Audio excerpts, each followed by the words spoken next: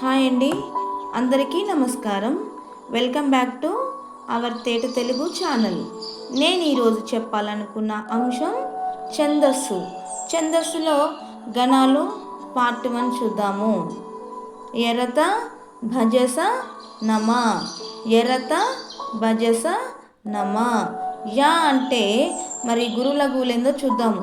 Yeah లఘువు గురువు గురువు. రా గురువు లఘువు గురువు. త గురువు గురువు లఘువు. భ గురువు లఘువు లఘువు.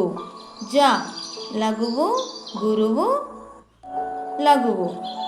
స లఘువు లఘువు గురువు. న లఘువు లఘువు లఘువు. మ గురువు గురువు గురువు. ఓకే అండి, ఇలా కూడా చెప్పుకోవచ్చు. ఎరత భజస నమ అంటే మొదటి లఘువు, మధ్య లఘువు, అంత్య లఘువు. మొదటి గురువు, మధ్య గురువు, అంత్య గురువు, లఘువులు గురువులు, ఇలా కూడా చెప్పుకోవచ్చు. తర్వాత ఈ పట్టిక మీ అందరికీ తెలిసిందే. యమతారజ బానస లగం. ఓకే అండి. తర్వాత ఏకాక్షర గణాలు 2. ఏకాక్షర గణాలు 2. 1 టైప్ ఉన్నది లఘువు, యు టైప్ ఉన్నది గురువు. తర్వాత 2 అక్షర గణాలు, ఇవి 4. లఘువు లఘువు అంటే లలము. గురువు గురువు అంటే గగము.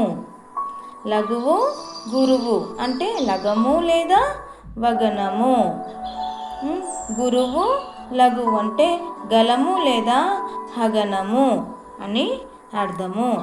తర్వాత 3 అక్షరాల గణాలు చూద్దాము. 3 అక్షరాల గణాలు ఎన్ని అంటే 8. లఘువు లఘువు లఘువు నగనము. లఘువు గురువు గురువు యగనము. గురువు లఘువు గురువు రగనము. గురువు గురువు లఘువు తగనము. గురువు గురువు గురువు మగనము.